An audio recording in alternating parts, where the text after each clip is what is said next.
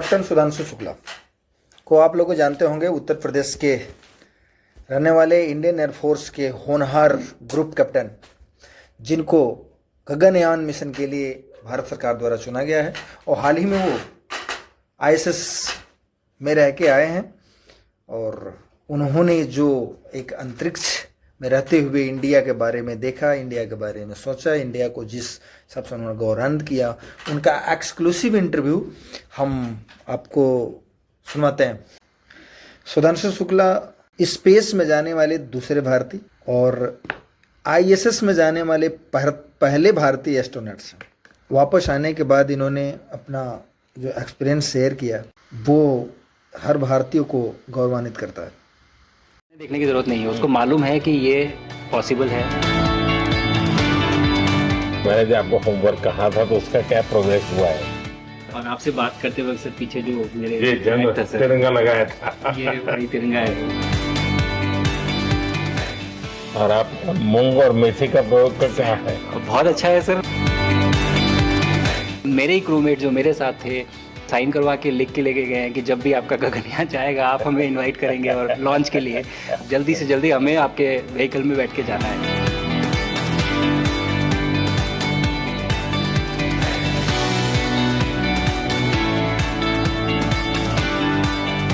आप लोग जब इतनी बड़ी यात्रा करके वापस पहुंचते हैं, जी सर, काफी कुछ चेंज फील होता होगा। जस्ट मैं समझना चाहता हूँ वो किस प्रकार से अनुभव करते हैं आप लोग? सर जब ऊपर भी जाते हैं तो वहाँ का जो वातावरण है, एनवायरनमेंट है, वो अलग है, ग्रेविटी नहीं है। आप जाते हैं उसमें तो वो सीटिंग अरेंजमेंट वैसा ही रहता है जो वैसे ही रहता है सर, और पूरे 23-24 घंटे उसमें निकालना पड़ता है। हाँ सर, लेकिन एक बार जब आप अंतरिक्ष में पहुंच जाते हैं तो आप सीट खोल के, अपना हार्नेस खोल के आप उसी कैप्सूल में आप मूव अराउंड आप जा सकते हैं, इधर उधर चीजें कर सकते हैं। इतनी जगह है उसमें? बहुत तो नहीं है सर, लेकिन थोड़ी बहुत है। मतलब आपका फाइटर जेट का कॉकपिट है उससे तो ज्यादा अच्छा है। उससे तो ज्यादा अच्छा है सर। बट पहुंचने के बाद सर काफी कुछ चेंजेस होते हैं, जैसे पूरा आपका हार्ट स्लो हो जाता है, तो वो कुछ बदलाव होते हैं और वो फिर लेकिन 4-5 दिन में बॉडी आपकी यूज्ड टू हो जाती है, वहाँ आप नॉर्मल हो जाते हैं। और फिर जब वापस आते हैं तो फिर वही दोबारा से वही सारे चेंजेस आप मतलब चल नहीं सकते वापस आते हैं। तो चाहे आप कितने भी स्वस्थ हो, मुझे बुरा नहीं लग रहा था, मैं ठीक था, लेकिन फिर भी जब पहला कदम रखा तो मैं मतलब गिर रहा था तो लोगों ने पकड़ रखा था मुझे। फिर दूसरा तीसरा, हालांकि मालूम है कि चलना है, लेकिन वो ब्रेन जो है वो उसको टाइम लगता है सर वापस समझने में कि अच्छा अब ये नया एनवायरनमेंट है, नया वातावरण है। यानी सिर्फ बॉडी का ट्रेनिंग नहीं है, माइंड का ट्रेनिंग ज्यादा है। माइंड का ट्रेनिंग है सर, बॉडी में ताकत है, मांसपेशियों में ताकत है, लेकिन वो ब्रेन की रीवायरिंग होनी है, उसको दोबारा से ये समझना है कि ये नया एनवायरनमेंट है। अब इसमें आपको चलने के लिए इतनी ताकत लगेगी या इतना एफर्ट लगेगा, वो वापस से समझते हैं सर। सबसे ज्यादा समय से वहाँ कौन था, कितने समय का? इस समय सबसे ज्यादा समय लोग एक टाइम पे करीब 8 महीने तक लोग रह रहे हैं सर। हाँ, इसी मिशन से शुरू हुआ है कि 8 महीने तक रहेंगे। अभी वहाँ जो लोग मिले आपको? हाँ, उनमें से कुछ लोग हैं जो कि दिसंबर में वापस आएंगे। और आपका मूंग और मेथी का प्रयोग का क्या है? बहुत अच्छा है सर। मैं इस बात से बहुत सरप्राइज था कि लोगों को इसके बारे में पता नहीं था, इन चीज़ों के बारे में। फूड बहुत बड़ा चैलेंज है सर एक स्पेस स्टेशन पे। जगह कम है, कार्गो महंगा है, आप कम से कम जगह में ज़्यादा से ज़्यादा कैलोरी और न्यूट्रिशन आपको पैक करने की हमेशा कोशिश रहती है। और हर तरह से प्रयोग चल रहे हैं सर, और इनको उगाना बहुत सिंपल है, बहुत ज़्यादा रिसोर्स नहीं चाहिए स्पेस स्टेशन में। छोटा सा एक आप डिश में थोड़ा सा पानी डाल के उनको छोड़ दीजिए और वो बहुत अच्छे से 8 दिन बाद वो स्प्राउट होना शुरू हो गए थे सर, स्टेशन में ही मुझे देखने को मिले। तो हमारी जो ये टिपिकल जो हमारे कंट्री के जो ये जो सीक्रेट्स हैं मैं बोलूँगा सर, जैसे ही हमें ये मौका मिला कि हम माइक्रोग्रेविटी रिसर्च में पहुँच पाए, ये वहाँ पहुँच गई। और क्या पता कि ये हमारी फूड सिक्योरिटी प्रॉब्लम को सॉल्व करें, जो कि एस्ट्रोनॉट्स के लिए तो एक तरह से है ही सर स्टेशन में, लेकिन अगर वहाँ सॉल्व होती है तो ये पृथ्वी पे भी लोगों के लिए फूड सिक्योरिटी की प्रॉब्लम सॉल्व करने में हमारी मदद कर सकती है। पहला एक बार एक कोई भारतीय आया जी सर, तो भारतीय को देख करके उनके मन में क्या रहता है, क्या पूछते हैं, क्या बात करते हैं, ये बाकी जो दुनिया के देश के लोग होते हैं? जी सर, मेरा पर्सनल अनुभव जो रहा है सर पिछले 1 साल में, मैं तो जहाँ भी गया, जिससे भी मिला, सभी लोग बहुत खुश हुए मुझसे मिलके, बहुत एक्साइटेड थे बात करने में, आके मुझसे पूछने में कि मतलब आप लोग क्या कर रहे हैं, कैसे कर रहे हैं। और सबसे बड़ी बात ये थी कि सबको इसके बारे में मालूम था कि भारत स्पेस के क्षेत्र में क्या कर रहा है, सबको ये इस बारे में जानकारी थी। और सब मुझसे ज़्यादा तो कई कई लोग थे जो गगनयान के बारे में इतना एक्साइटेड थे, जो आके मुझसे पूछ रहे थे कि आपका मिशन कब जा रहा है। एंड मेरे ही क्रूमेट जो मेरे साथ थे मुझसे साइन करवा के लिख के लेके गए हैं कि जब भी आपका गगनयान जाएगा आप हमें इनवाइट करेंगे और लॉन्च के लिए, और उसके बाद जल्दी से जल्दी हमें आपके व्हीकल में बैठ के जाना है। तो मुझे लगता है सर कि बहुत ज़्यादा उत्साह है। ये सारी आपको टेक जीनियस के रूप में बुलाती थी, क्या कारण?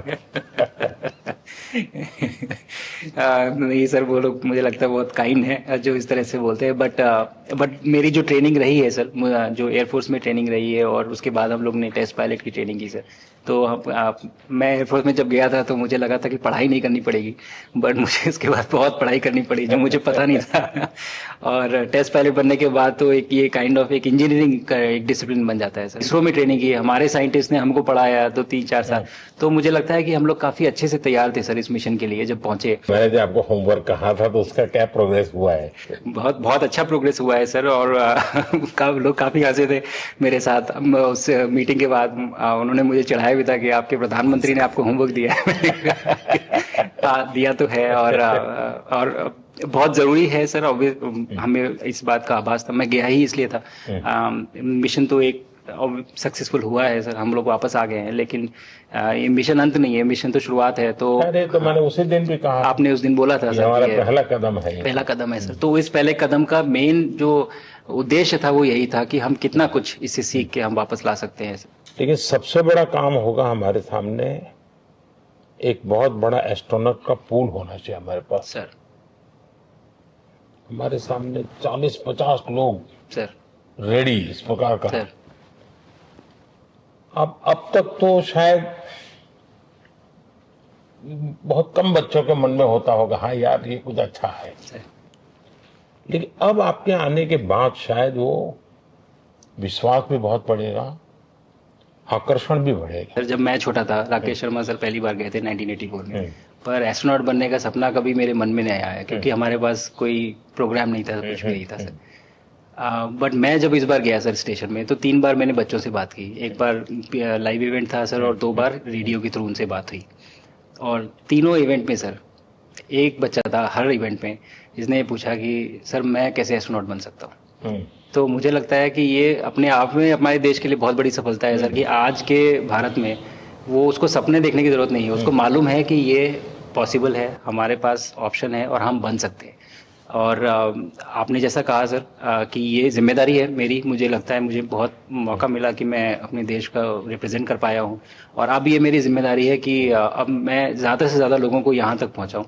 अब स्पेस स्टेशन और गगनयान सर, दो हमारे बड़े मिशन हैं सर, उसमें आपका एक्सपीरियंस बहुत काम आएगा। तो मुझे लगता है सर कहीं ना कहीं हमारे लिए एक बहुत बड़ा मौका है, स्पेशली सर क्योंकि जिस तरह का कमिटमेंट हमारी गवर्नमेंट आपके द्वारा जो है इस स्पेस प्रोग्राम को sustained budget every year in spite of failures, जैसे कि चंद्रयान 2 सर सक्सेसफुल नहीं हुआ, उसके बाद भी हमने कहा कि नहीं हम आगे बढ़ेंगे, चंद्रयान 3 सक्सेसफुल हुआ।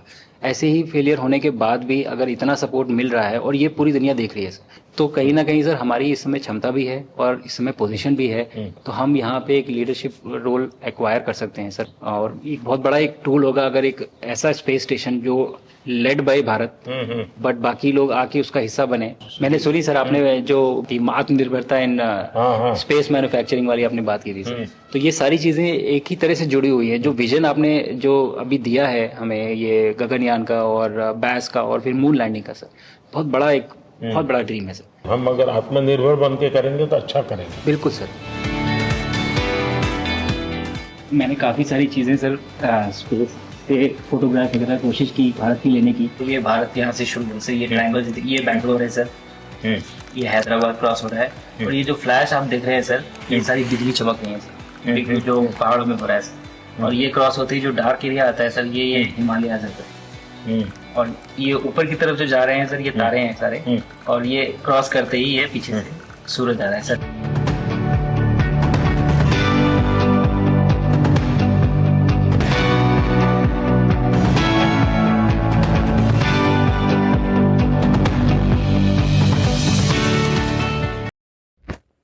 दोस्तों, ये वीडियो आपको कैसा लगा, इसके बारे में अपना अनुभव आप मेरे साथ शेयर कीजिए, कमेंट कीजिए।